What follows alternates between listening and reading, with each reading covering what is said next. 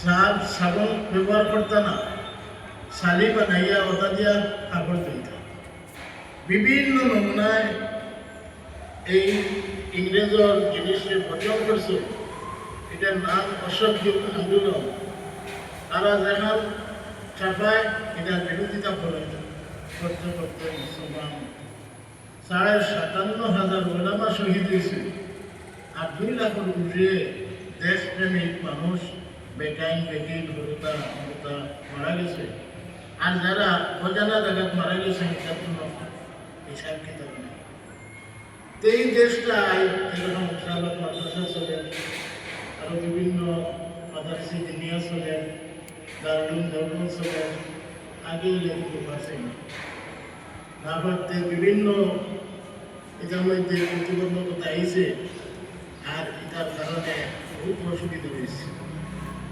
আল্লাহ পাক পরবর্তীকালে আলমে আমরা মুরব্বীগুলোরে এই হিম্মত দিছিল যে দিন প্রচার আর প্রসার করতে, ভারতের বুকুর মধ্যে দিন বাঁচাইতে যে বলিদান তাইতে দিয়েছে, যে কঠিন সমস্যা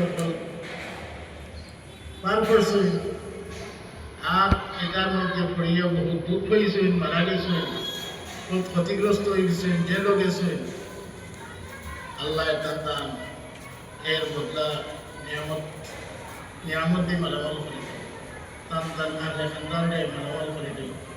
আমরা বানাই সকল জিনিস বানাই ফেলেছি। জেলা বাবর আর দাদার সম্পত্তি পাইতে কোনো আপত্তি নাই। বাপ মারা গেছেন, আমি সম্পত্তির মালিক হয়েছি, এক লইছিও না। বলে আমরা এই দেশ আজাদি লাগে কোনো কাম করতে পারছি না, আমরা এই টাইম পাইছি না। তো এখন আমরা লাগে ইংরাজি করব, আমরা মানুষের বেটাই বেটি মুসলমান বেটিতে তারা জেওয়ালাত বেশিয়া এই আজাদ দেশ আজাদ করবার যে ফাউন্ডেশন ও ফাউন্ডেশন বহুতে তার জমিন বেশিয়ে দিয়েছে, বহুতে তার নগদ টাকা দিয়েছে। আর বহু মানুষের তারা দিল মন সফলতা দিয়া দেশে আজাদ করতে কিতা লাগে গুলি কাপ খাই দিয়েছে।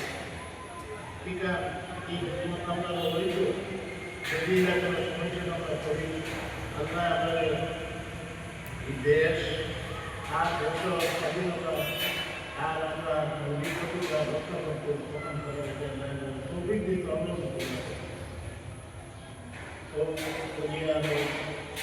আমার যত শহীদ হয়েছে, যে ইতিমধ্যে প্রথম মুসলমানের শুরু করছে, বাদে ইন্ডিয়ার সকল নাগরিকের শুরু করছে।